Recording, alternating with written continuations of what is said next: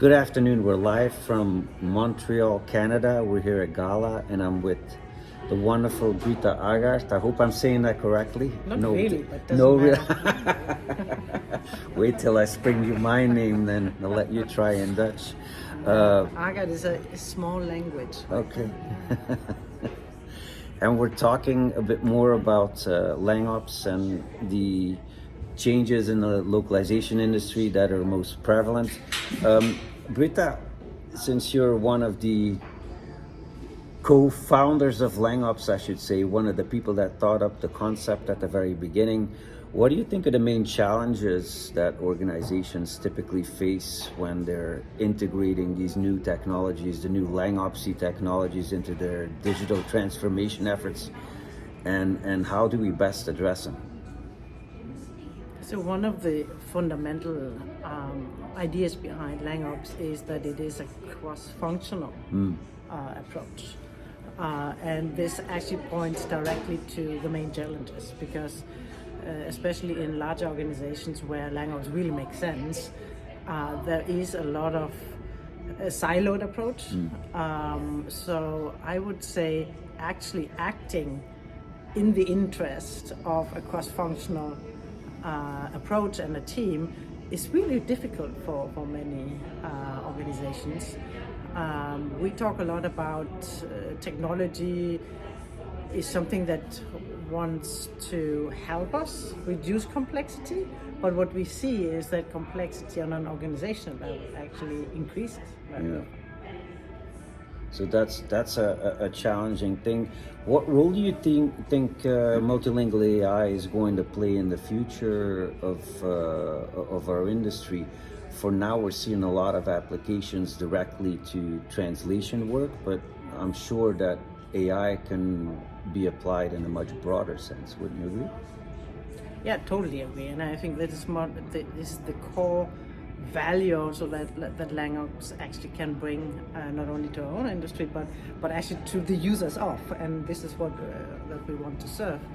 I think that multilingual AI to a much larger extent should be thought beyond translation, and it can really help to streamline processes and automate workflows, and most of all, it can actually, I believe, help to what I would say operationalize enterprise knowledge.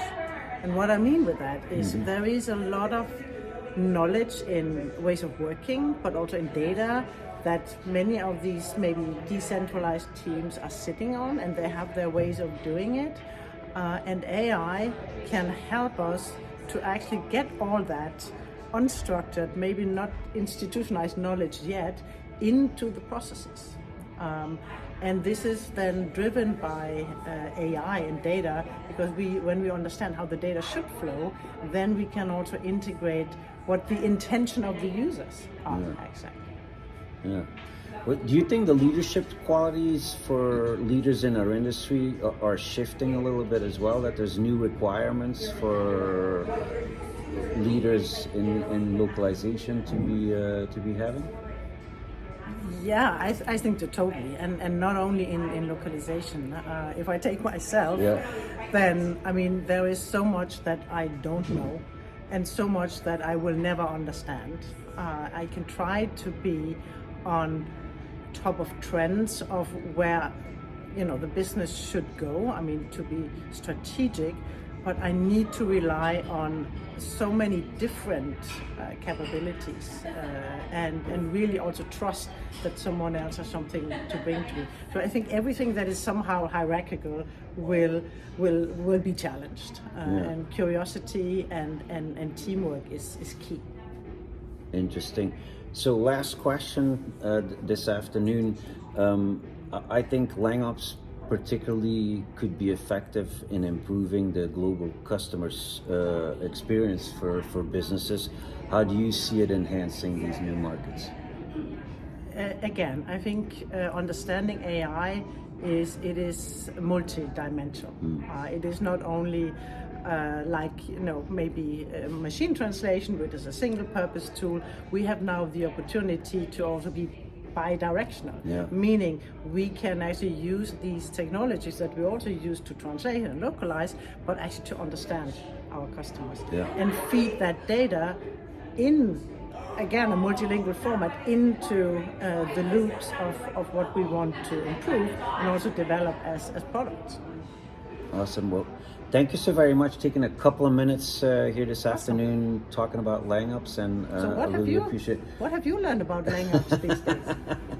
So actually, one of the things that I'm most excited about, if I can end on that, it's not my interview, but since you're asking me the question now, I'll volunteer it. One of the things that I'm most excited about with LangOps is that we have the opportunity not only to make communication bi-directional, but to actually make it omnidirectional, so that maybe I will be speaking to someone in English who can listen to me in Japan in Japanese and respond to me in Japanese, but be listened to by somebody in Turkey in Turkish while I listen to it in English.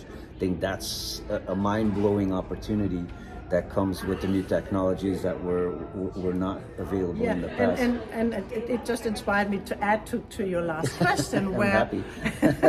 in terms of customer experience, is of course not only bi-directional, but also clients talk about a brand amongst themselves. Yes. So it's not only the buyer and end client conversation, but there's a lot to understand by just what's available of data on the internet. Community-wise.